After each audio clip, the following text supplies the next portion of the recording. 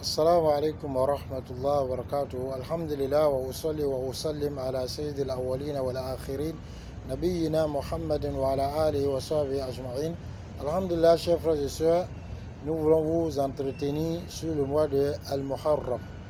D'abord, il faut savoir que Al-Muharram, on ne dit pas Muharram, on dit Al-Muharram parce que c'est tel que ce nom est venu dans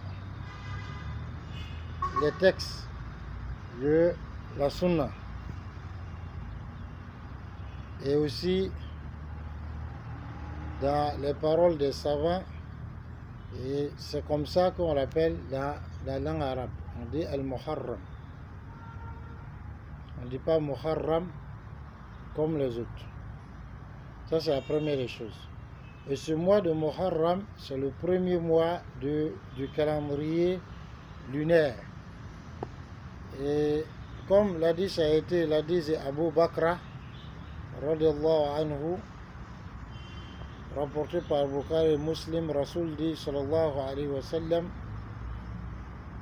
donc le temps est revenu tel qu'il a commencé. Il dit le jour où Allah créa les cieux et la terre, donc Allah a créé 12 mois, disons.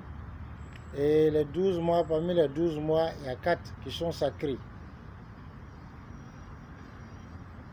Et ces 4 sacrés, il a dit, il y a 3 qui se suivent et il y a un qui est Sha'ban. Il y a un qui est Rajab, qui se situe entre Sha'ban et Jumada. Jumada Than. Les 3 qui se suivent, c'est Zulqa'da, Zulhijja, Muharram. Et le 4e, c'est Rajab. Allah dit subhanahu wa ta'ala dans Surat At-Tawbah, au verset 36, Inna iddata shuhuri inda Allah isna ashara shahran fi kitabillah yawma khalaqa as-samawati wal ard minha arba'atun hurum dhalika ad-din al-qayyim fala tazlimu fihinna anfusakum وقاتلوا المشركين كافة كما يقاتلونكم كافة واعلموا أن الله مع المتقين. Allah dit le nombre des mois auprès d'Allah, le jour il créa les cieux et la terre est de 12, parmi lesquels il y a 4. Il dit, ceci est la religion de la droiture. Ne vous faites donc pas d'injustice durant ces mois, durant eux, mais il fait référence à ces mois. Et il dit, combattez à plein les faiseurs de Dieu, comme ils vous combattent à plein, et sachez qu'Allah subhanahu wa ta'ala est avec les pieux. Concernant alors le domir, c'est-à-dire ici le pronom, ne vous faites donc pas d'injustice à vous-même durant ces moments ou ces mois. C'est quel mois? Ibn Abbas a dit le domir là, le pronom ici c'est renvoyé aux 12 mois et aussi aux 4 mois sacrés. Seulement, alors, tel que la bonne action voit sa récompense grandir dans ces mois, se multiplier dans ces 4 mois sacrés, c'est comme ça aussi que le péché est multiplié durant ces 4 mois sacrés. Donc on devra faire très attention.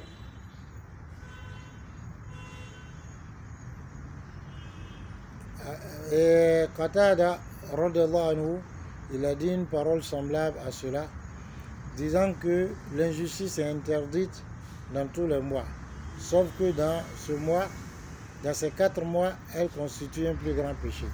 Mais il faut savoir que ce mois-là ne doit pas constituer pour nous une période de fête. Comme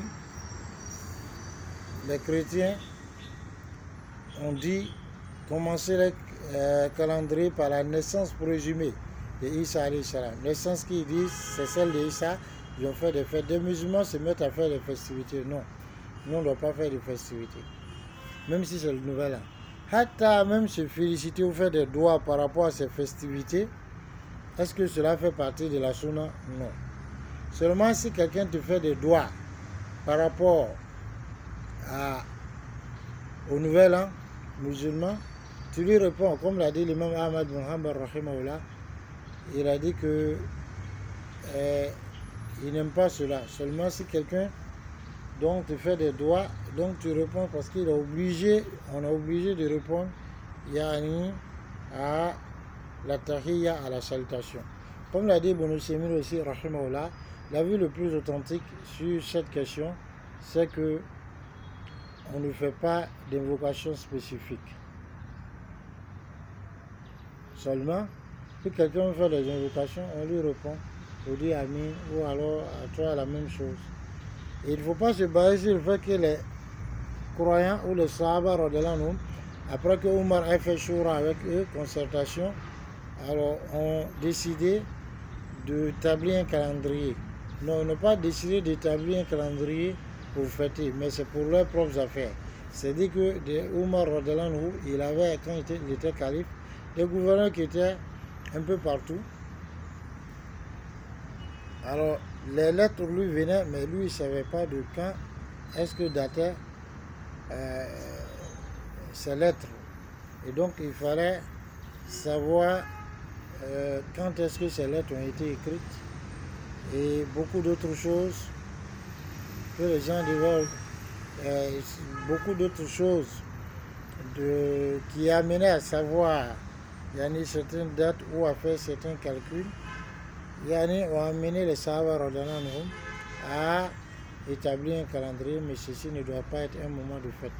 Plutôt c'est un mois sacré, et donc on doit se dire que c'est un moment auquel il faut faire attention, un moment dans lequel il faut éviter le péché au maximum, un moment dans lequel il faut se rapprocher d'Allah subhanahu wa ta'ala.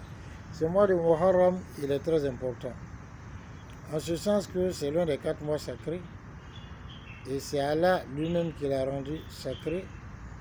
Rasul dit sallallahu alayhi wa sallam, Afdal as-salat ba'da as-salat al-farida salatul layl. Il dit la meilleure des prières après la prière obligatoire et la prière de la nuit. Wa afdal as-siyam ba'da Ramadan siyam shahrillahi al-muharram.